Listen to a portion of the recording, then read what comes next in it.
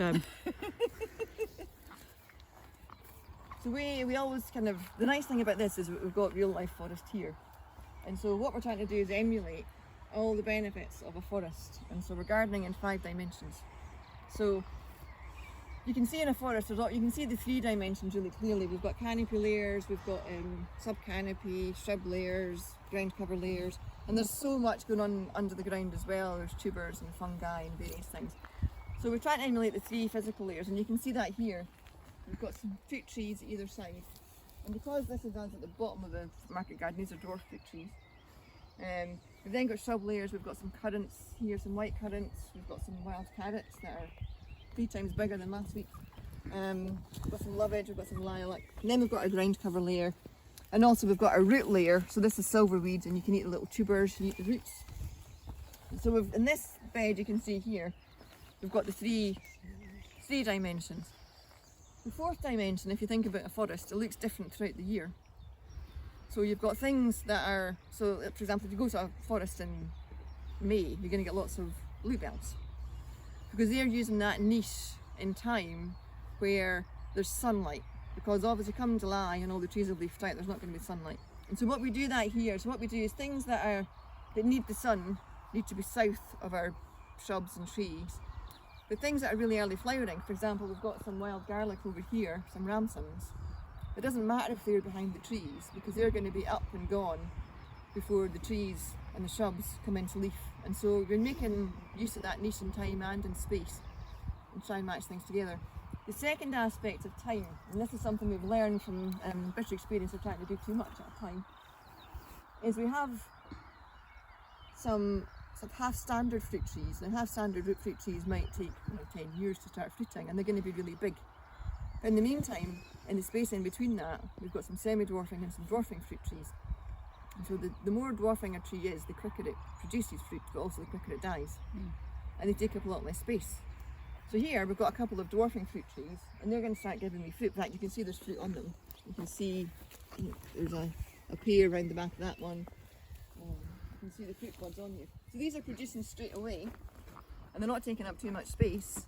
By the time these have actually died off, the next level, the semi-dwarfing ones are already fruiting, and then there's the standard ones. So we're looking at time on an annual basis, like a seasonal basis, but we're also looking long term and looking at succession. Now, the 5th dimension in a forest garden is one that it's very hard to capture, and it's all the interactions between everything else. So under the ground, you have a fungal food web that is shuttling nutrients, between one plant and the other. So for example, here in this bed, we've got a nice pear tree, and we've got jostaberries, and we've got creeping comfrey at the bottom. Now comfrey is sucking up lots of nutrient from deep in the ground, and we can do 2 things with that. We can do chop and drop. So I don't make comfrey tea, I don't have time in my life. I chop the comfrey, and if you look over here, I've just dropped the comfrey leaves over here, and they rot down, and that's fertilising this bed over here. But the other thing the comfrey does is all these plants underneath, there's a little web of fungi, and the comfrey is producing some nutrients, and it's going in and it's feeding the nutrients into my fruit trees. And so they're working as a community in the same way that in our community we have doctors and nurses and teachers, and everyone's got a function. And the way we plan out our forest garden is that everybody has a function and they're all helping each other. And so that 5th dimension is looking at what's going on under the ground, the soil, the bacteria, the microbes. But above the ground, the other interactions we're seeing is all the insects flying around. So usually on a drier day, you'd be seeing bees absolutely everywhere, going from flower to flower and pollinating all our fruit. And so one of the other nice things about creeping comfrey, and also we've got yellow archangel over here.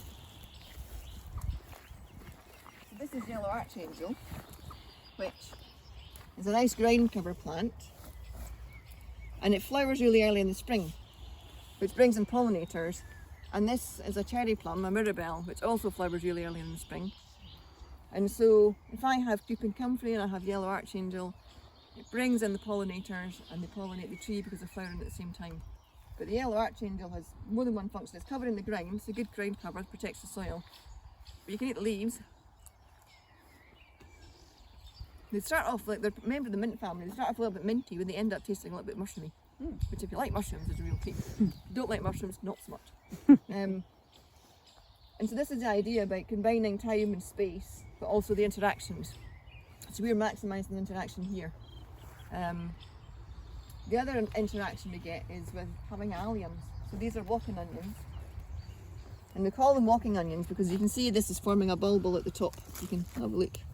You can see these little bulbs here. That is getting heavy. In fact, you can see one over here. It's starting to get quite heavy. And that is going to fall down. And it's going to plant itself here. In fact, you can see one over here that's happened already. Look. There you go. Our walking onion. It's got really heavy. It's nodded down and it's sown itself and started a new plant. So that is going to walk around the garden. We also call them Egyptian onions because they walk like an Egyptian. But the nice thing about these, they're so multifunctional, these plants. You can eat them. So you can eat the leaves, the green bits. They just taste like chives. You can snip them into salads and things like that. The bulbils you can eat as well, the little onions. So I quite like to pickle them, make pickled onions. Once you have enough of them, because they're going to keep propagating. And at some point you're going to want other things in your garden. And you don't want that many. So what you'll do is you'll dig up, you'll harvest the actual onions. If you come down to the bottom, you can see there's actual bulbs down at the bottom. You harvest them, you just use them like onions. And you haven't had to sow onion seeds and split them in onion sets and all that kind of stuff. So that's what's in it for me, having these onions. But if you think about the health benefits for us as people, as humans, alliums, so onions and garlic and all these kind of things, they're really good for antiseptic and antiviral and antibacterial. So quite often when you're ill, people say, eat garlic to get rid of the cold. Well, they are secreting all these antibacterial properties into the soil. And so they are protecting all the other plants from disease. They've also got a strong smell, and which is why it's also good to have aromatic plants. So for example, over here we've got sweet cicely. In that bed we've got sage. So in most beds we've got some nice strong smelling aromatic plants. They're doing one of the same jobs as the onions, and they've got a strong smell, and that confuses pests. So if a pest does find one of your plants, you can't sniff out the rest of them because there's lots of other things that distract it and it can't smell. This one, sweet cicely, is one of my favourites. I'm going to give this to my sister. Taste that.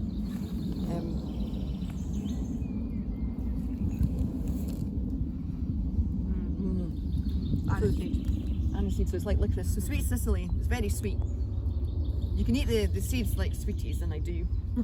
The leaves I use to make into teas. You can put them into stews if you like fennelly tastes, but also the roots you can use as a sugar substitute to make jam.